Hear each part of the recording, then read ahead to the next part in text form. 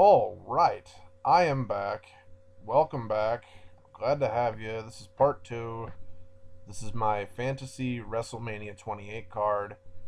If somehow you're here but you didn't watch part one, just turn it off.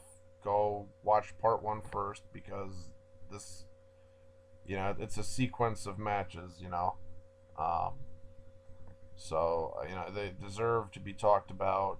I wanted to give everything enough time. I didn't want to cut myself short. I'm beginning to think that it's impossible for me to make a regular, 15-minute video and include everything that I want to talk about. I have a lot of ideas. So, speaking of ideas, feel free to share yours in the comments section below. And, keep questions and shit coming my way. And here we go. This is part two. So, when I was thinking about WrestleMania 28, I didn't really think about it in terms of like match order. I thought of it in terms of like, competitors that I thought deserved to be featured on WrestleMania. And so the next match that came to mind for me was with the World Heavyweight title. Um, Now, some people are going to be really fucking upset about this. And some people are going to be like, well, that's really just not creative at all. But I think that it is. And as the videos go on and as the other matches come up, it'll make sense why. In terms of the World Heavyweight title, the two competitors I think that should be fighting for that would be Randy Orton. Yes, I know. Flame me right now, dear God. I said Randy Orton should hold the belt at WrestleMania.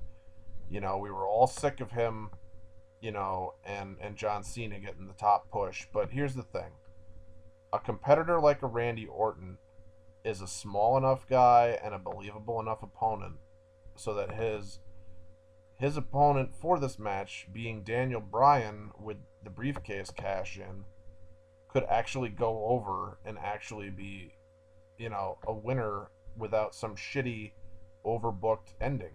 They could actually go in, perform a match together, and Bryan could come out a clear cut victor. Like, you would believe that.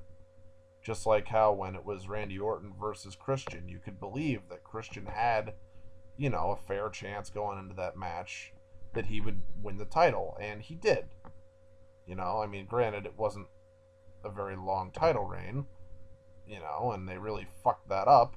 The whole, Christian Orton feud lasting like 5 months or whatever it was pretty pathetic. But the idea is that, you know, you want to introduce the psychology that, your underdog has a chance without using a chair or without outside involvement. And for Daniel Bryan to win clean in the middle of the ring with a submission hold on somebody like a Randy Orton, that would do wonders for him and his career. And I think that WrestleMania, you could spotlight that. You could really, and then the feud could continue after the fact.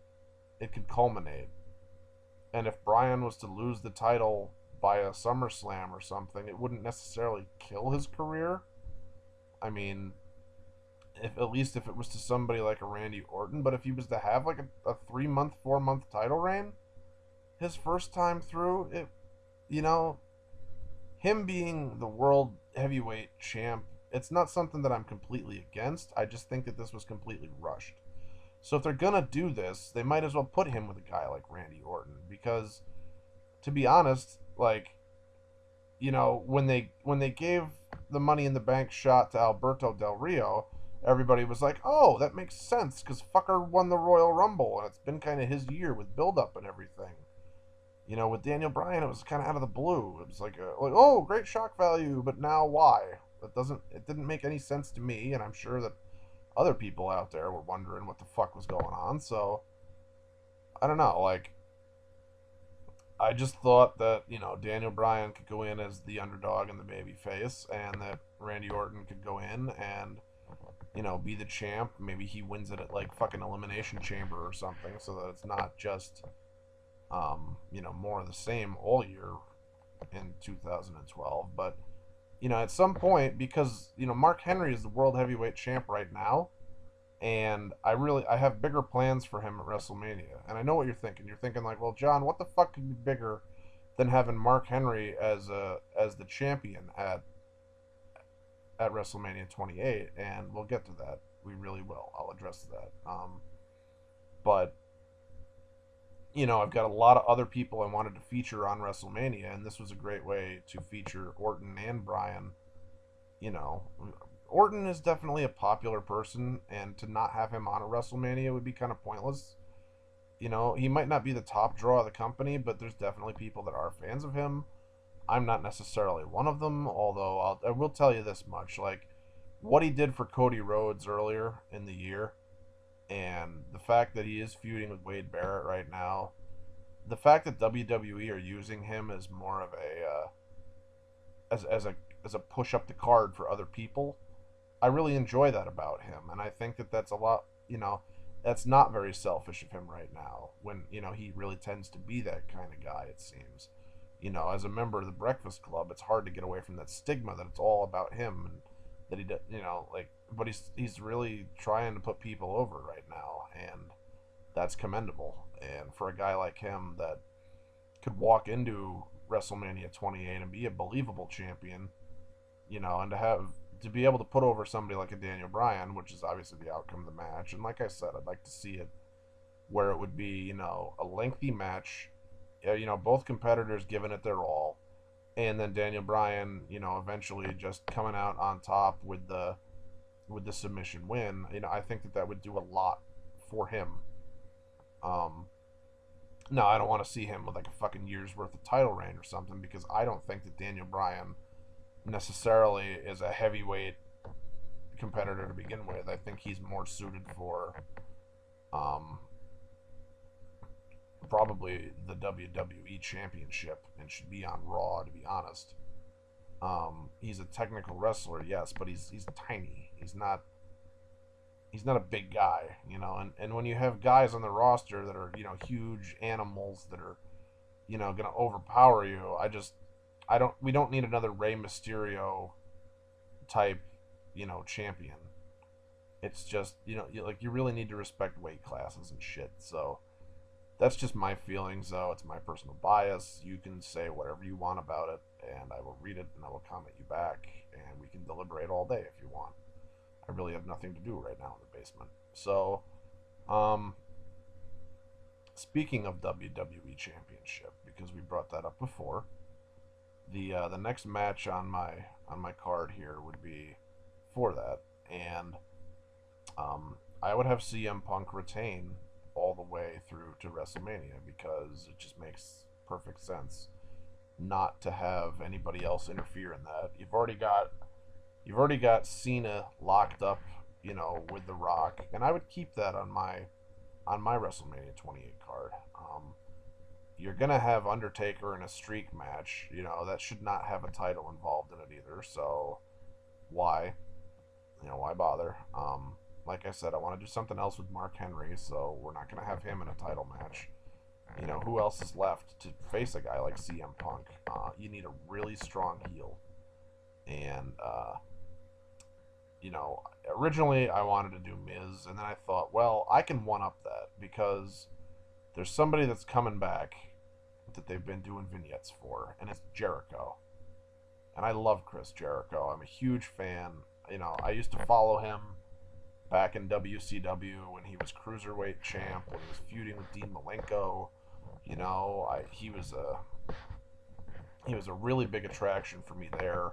He had great matches, and then WWE brought him in and had him immediately interrupt the Rock segment, and I think that did wonders for making him a main event guy. And I always saw him as somebody that would be a main event guy. I didn't see him as just somebody that would wrestle as like the cruiserweight or for a mid card title. Like, to me, somebody like Jericho, he defines what a pro wrestler should be. He's always putting on good matches. He always performs to the best of his ability. He is athletic, but he's also not just some scrawny little dude. He's got a lot more weight on him than he previously started out with, and like I said, like, you can believe that he's going to take on a heavyweight and win. He's got technical skill behind him. He's got main event status and years of experience behind him. And so I would have Punk versus Jericho, and honestly, I would have Jericho win the title and take a run with it, and then eventually because CM Punk is already over. CM Punk doesn't need to beat Jericho at Mania. I think the other way around. I think Jericho needs to make a big statement when he comes back, win the title, hold it, and then pass the torch off to somebody else throughout the year. Um, and if I was to, do anything like that, I would say that the guy that should beat Jericho eventually down the road, not at WrestleMania 28, but maybe, by the time, you're getting Survivor Series or something to run around, the guy that he coached through NXT and Wade Barrett should come back and feud with him. Like, that just makes sense to me, to bring that story full circle. Like, you bring a guy in, you bring him under your wing, and then he beats you. It's like the best. The student has now become the teacher. So there's that. In terms of the Intercontinental title, Cody Rhodes, I want him to retain. I want him to keep it all the way up until WrestleMania. And this feud that he's having right now with Booker T is a great feud to put him up the card and to keep him relevant. And it's nice to see them want to work on a guy like Cody Rhodes, because for a long time I feared that they were just going to make him, mid-carder for life. But Cody Rhodes will eventually go the distance and be a main eventer, and I think that another successful title defense at a WrestleMania would do that. So on this card, I have him fighting none other than Goldust. And now some people out there would probably want to see Rhodes puts the belt on the line and Goldust puts his career on the line. We don't need that. I just want to see Rhodes versus Goldust because that's got its own appeal to it. It doesn't have to end Goldust's career.